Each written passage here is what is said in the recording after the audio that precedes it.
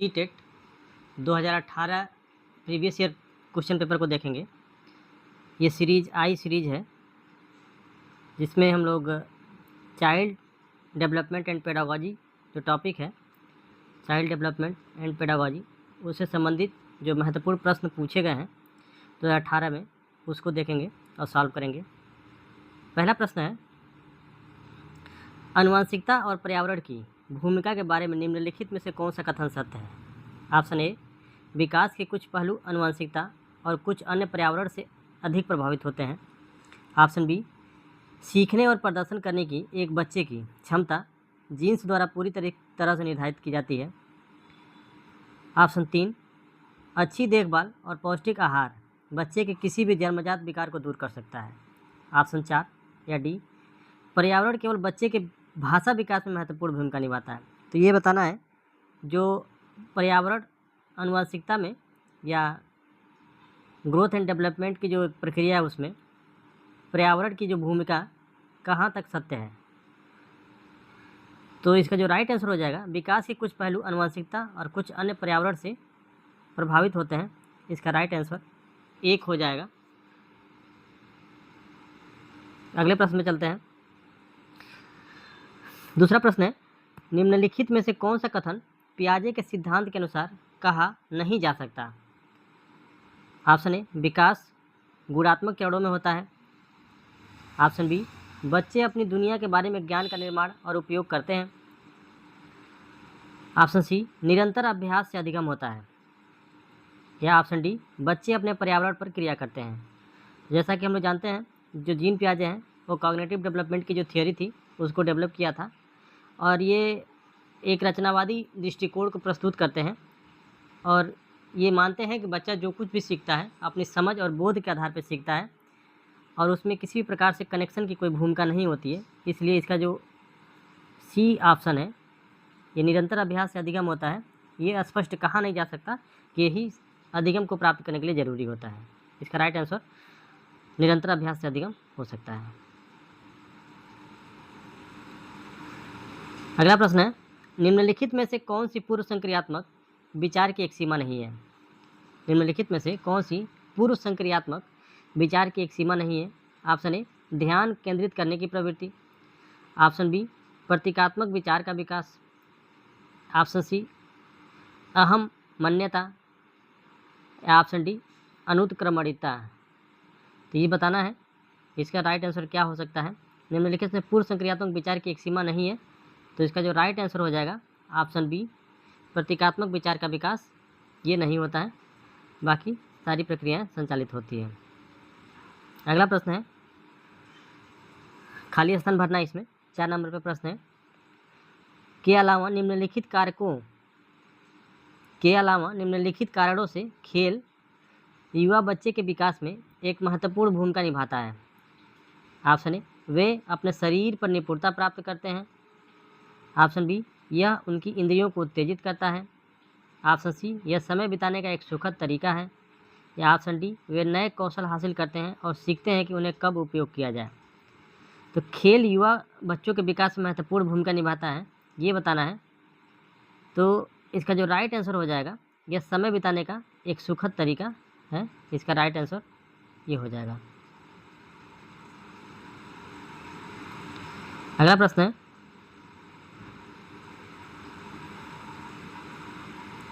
पाँच नंबर प्रश्न है, निम्नलिखित में से कौन सा प्रश्न बच्चों को गंभीर रूप से सोचने के लिए आमंत्रित करता है? बच्चों को गंभीर रूप से सोचने के लिए आमंत्रित करता है, ये बताना है। ऑप्शन ए, क्या आप इसका उत्तर जानते हैं? ऑप्शन बी, सही जवाब क्या है?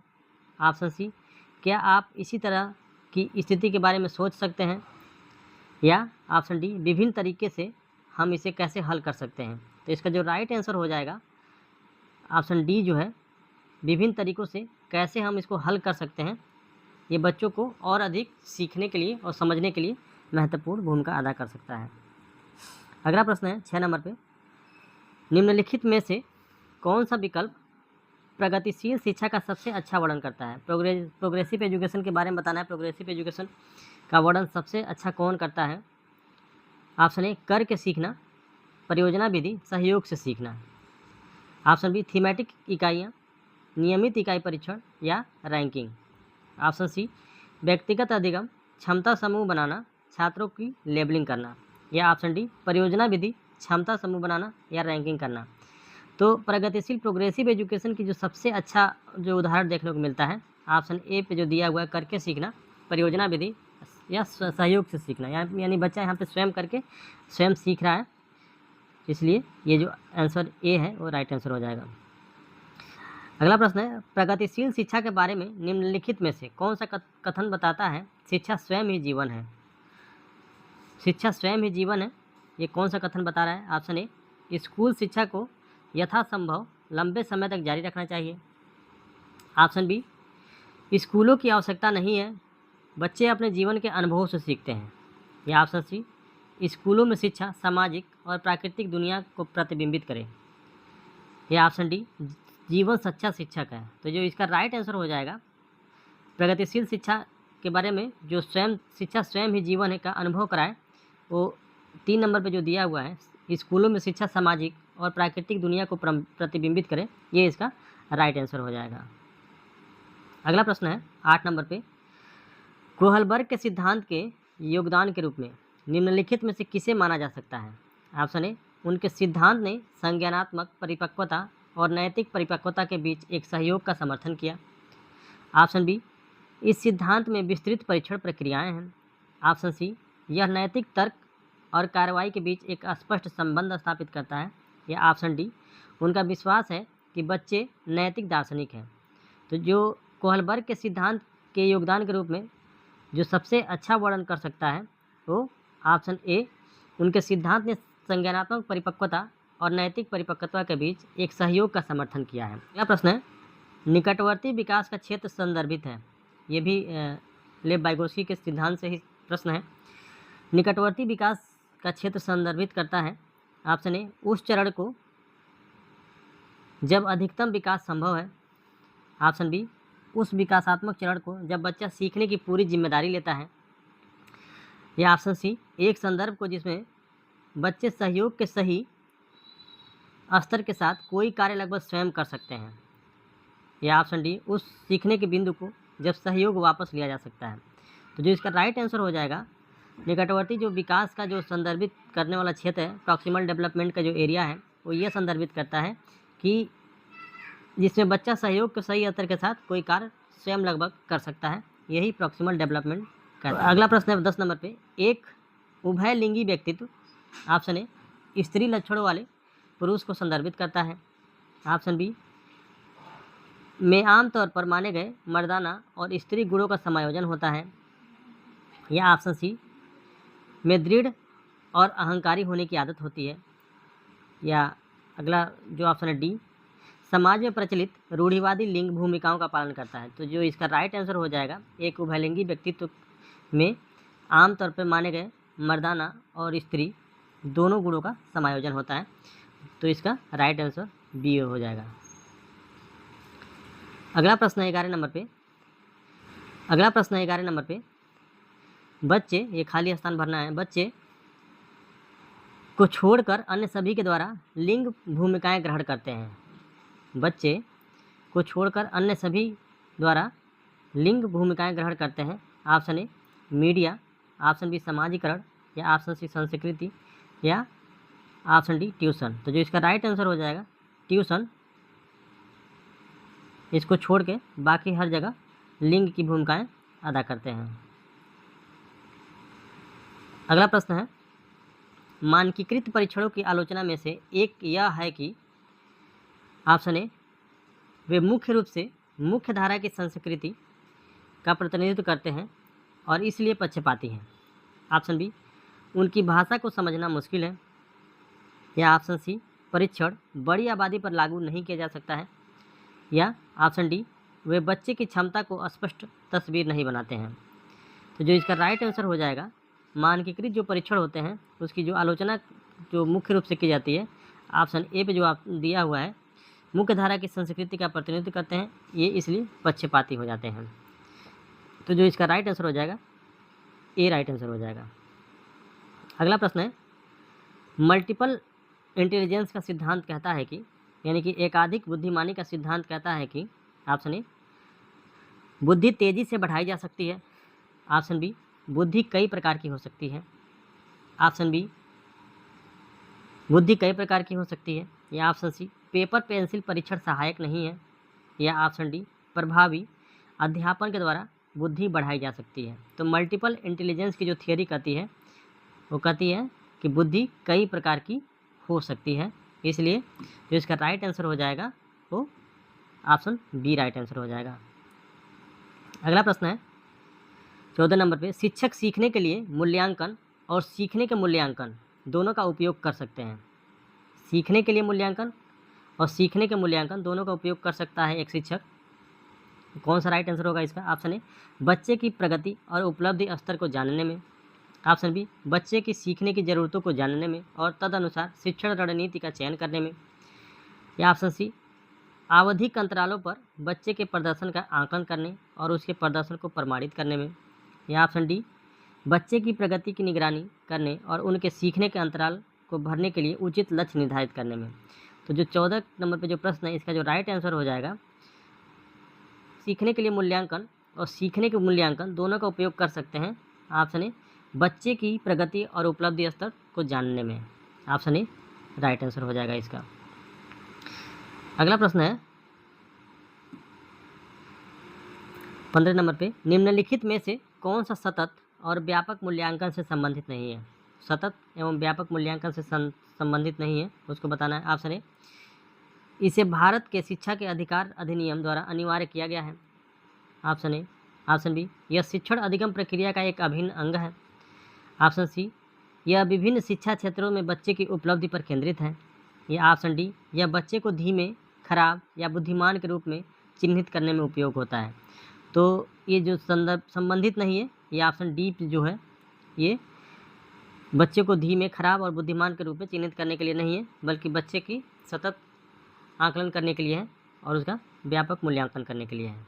इसलिए ऑप्शन डी इसका इससे संबंधित नहीं है, बाकी ये सभी इससे संबंधित है, सतत एवं व्यापक मूल्यांकन से। अगला प्रश्न 16 नंबर पे, बच्चों में प्रतिभाशीलता, खाली स्थान भरना है। बच्चों में प्रतिभाशीलता के कारण हो सकती है। ऑप्शन ए, आनुवंशिकता और वातावरण के बीच एक अंतःक्रिया। ऑप्शन बी, एक संसाधन समृद्ध वातावरण। या ऑप्शन सी, सफल माता पिता। या ऑप्शन डी, एक अनुशासित दिनचर्या। तो प्रतिभाशाली बच्चों के कारण हो सकती है, ये ऑप्शन ए नंबर पे जो दिया हुआ है, ये आनुवंशिकता और वातावरण के बीच की जो अंतःक्रिया होती है, ये बच्चे के प्रतिभाशीलता को बढ़ावा दे सकती है। इसलिए इसका राइट आंसर जो हो जाएगा ए राइट आंसर हो जाएगा। अगला प्रश्न है 17 नंबर पे, सामाजिक आर्थिक रूप से वंचित पृष्ठभूमि से आने वाले बच्चों को कक्षा के माहौल की आवश्यकता होती है जो ऑप्शन ए, उन्हें अच्छा व्यवहार सिखाता है। ऑप्शन बी, उनके सांस्कृतिक और भाषाई ज्ञान को महत्व देता है तथा उनका उपयोग करता है। ऑप्शन सी, उनकी भाषा के उपयोग को हतोत्साहित करता है ताकि वे मुख्य धारा की भाषा सीख सकें। या ऑप्शन डी, बच्चों की उनकी क्षमताओं के आधार पर वर्गीकृत करता है। तो ये भी नहीं होगा और ये भी नहीं हो सकता है, नेगेटिव में जा रहा है ये।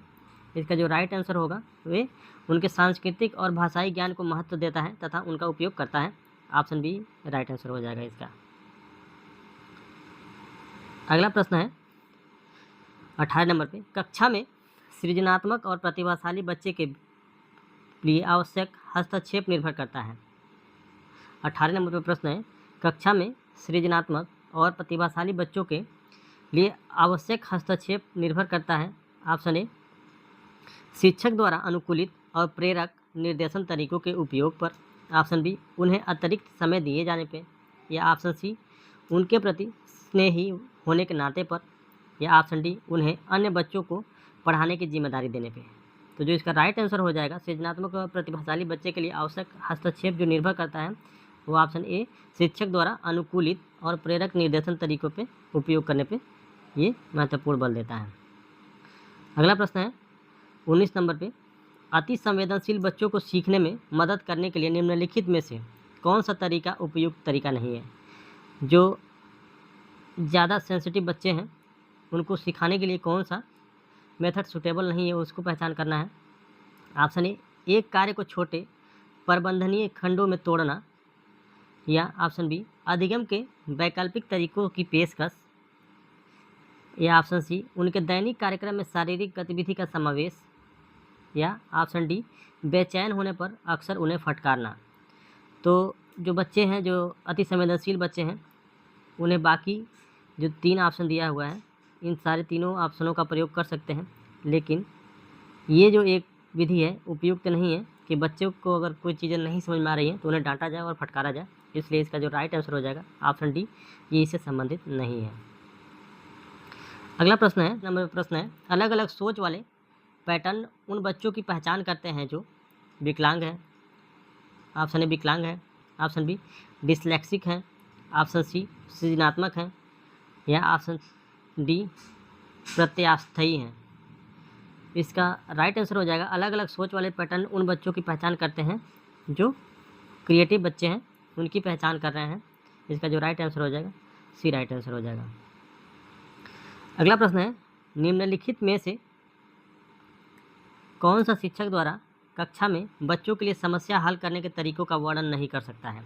यानी कि कोई शिक्षक है और समस्या समाधान कराना चाहता है तो कौन सा तरीका वो प्रभावी तरीका नहीं हो सकता है, ये बताना है, ये पहचान करना है। ऑप्शन ए किसी विशेष समस्या को हल करने के बारे में अपनी विचार प्रक्रियाओं पर चर्चा करना, या ऑप्शन बी कुछ हल करते समय गलतियों को करने के प्रति ईमानदारी रखना, ऑप्शन सी सोच विचार परीक्षण और विभिन्न उत्तरों जैसी शब्दावली का प्रयोग करना, या ऑप्शन डी अभिसरण उत्तरों वाले प्रश्न पूछना।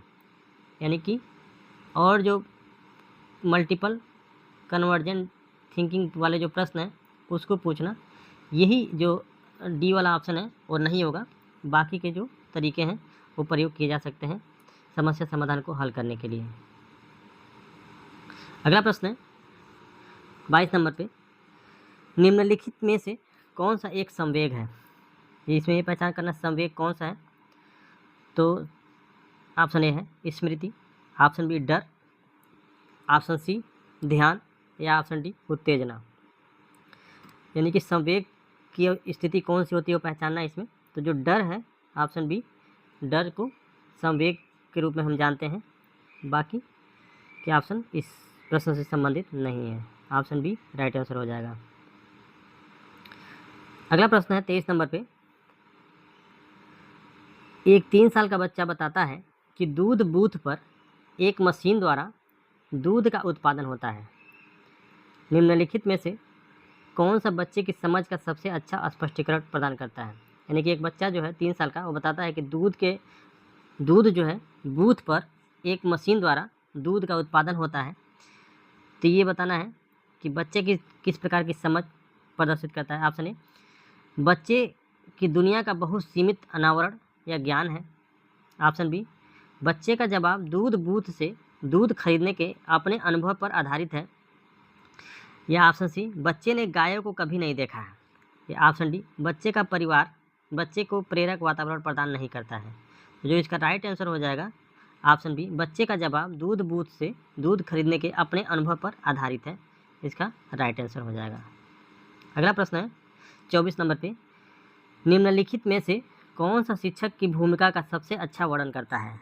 शिक्षक की भूमिका का सबसे अच्छा वर्णन कौन सा करता है। ऑप्शन ए कक्षा में शिक्षक की सबसे महत्वपूर्ण भूमिका अनुशासन को बनाए रखना है, ऑप्शन बी एक शिक्षक को निर्धारित पाठ्य पुस्तक का पालन करना चाहिए, ऑप्शन सी पाठ्यक्रम को समय पर पूरा करने के साथ साथ दोहराने के लिए पर्याप्त समय देना महत्वपूर्ण है, या ऑप्शन डी आराम के लिए जगह बनाना जहां बच्चे संवाद और पूछताछ के माध्यम से सीखते हैं। तो निम्नलिखित में से कौन सा शिक्षक की भूमिका का सबसे अच्छा वर्णन करता है। तो सबसे अच्छा जो वर्णन करता है वो ऑप्शन डी पे दिया हुआ है कि एक ऐसा जगह बनाना जहाँ पे बच्चा जो होता है वो स्वयं संवाद कर सके और पूछ सके। ये जो है इसका करेक्ट आंसर डी हो जाएगा। अगला प्रश्न 25 नंबर पे, निम्नलिखित में से कौन सी कक्षा समृद्ध शिक्षा को प्रोत्साहित करती है। निम्नलिखित में से कौन सी कक्षा समृद्ध शिक्षा को प्रोत्साहित करती है।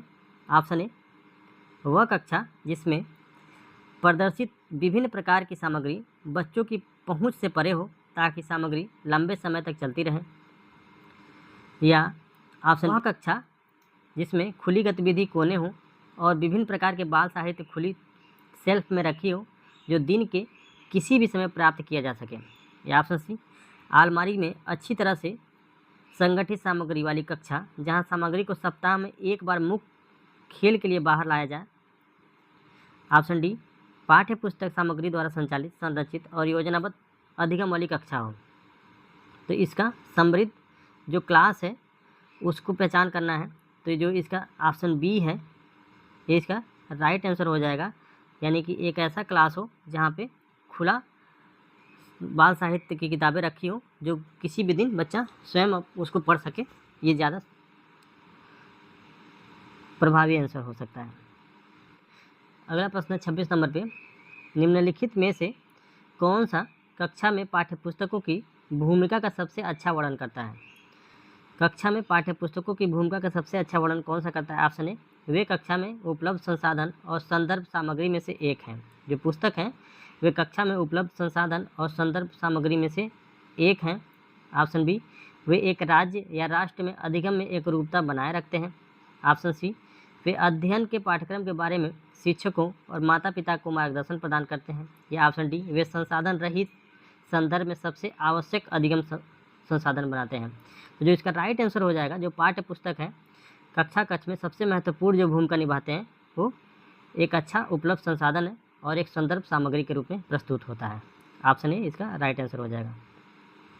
27 नंबर पे प्रश्न है 27 नंबर पे प्रश्न है, राष्ट्रीय पाठ्यचर्या फ्रेमवर्क NCF 2005 ने अपनी समझ खाली स्थान भरना से प्राप्त की है। ऑप्शन ए, मानवतावाद।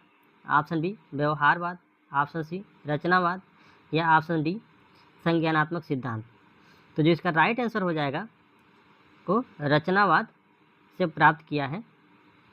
रचनावाद मानता है कि बच्चे अपनी ज्ञान एवं समझ का विकास स्वयं अपनी वातावरण से अंतःक्रिया करके सीखते हैं और यही कॉन्सेप्ट राष्ट्रीय पाठ्यचर्या फ्रेमवर्क 2005 में अपने अंदर समाहित किए हुए हैं। के लिए प्रश्न पूछते हैं। तो जो इसका राइट आंसर हो जाएगा वो डी राइट आंसर हो सकता है। बच्चा कैसे कक्षा में प्रेरित समझा जाए, जब वो टीचर से जितना प्रश्न पूछेगा और स्पष्टीकरण प्राप्त करेगा उससे उतना ही समझेंगे। अगला प्रश्न है 29 नंबर पे, निम्नलिखित में से कौन सा बच्चों में अधिगम में सुधार करने के लिए सबसे अधिक उपयुक्त विधि है। अधिगम में सुधार करने के लिए सबसे अधिक उपयुक्त कौन सी विधि है ये बताना है। ऑप्शन ए, नियमित मूल्यांकन परीक्षा आयोजित की जानी चाहिए। या ऑप्शन बी, शिक्षक को विभिन्न उदाहरणों और चित्रों का उपयोग करके विषय की व्याख्या करनी चाहिए। या ऑप्शन सी, कक्षा में सभी प्रकार की शिक्षण सामग्री होनी चाहिए। या ऑप्शन डी, शिक्षक को वास्तविक जीवन स्थितियों पर बच्चों को एक दूसरे के साथ बातचीत करने में मदद करनी चाहिए। तो जो इसका राइट आंसर हो जाएगा, बच्चों के अधिगम में सुधार करने के लिए सबसे उपयुक्त जो विधि होती है वो वास्तविक जीवन संबंधी स्थितियों पे बच्चों को एक दूसरे से बात करने पे मदद करने की जो प्रवृत्ति है वो उससे आती है। इसका राइट अनुशासन जो अधिगम वातावरण में एक महत्वपूर्ण भूमिका निभाता है, किस तरह की मदद करता है। ऑप्शन ए, बच्चों को अपनी शिक्षा को विनियमित और मॉनिटर करने के लिए। ऑप्शन बी, चुप्पी साधे रहने के लिए। या ऑप्शन सी, शिक्षकों को निर्देश देने में। या ऑप्शन डी, बच्चों को उनके पाठ रटाकर याद करने में। तो जो इसका राइट आंसर हो जाएगा, अनुशासन बच्चों को अपनी शिक्षा को विनियमित और मॉनिटर करने के लिए मदद करती है। इसका right answer A right answer हो जाएगा। और ये आज 2018 चाइल्ड डेवलपमेंट एंड पेडागोजी से संबंधित महत्वपूर्ण प्रीवियस ईयर के प्रश्न थे।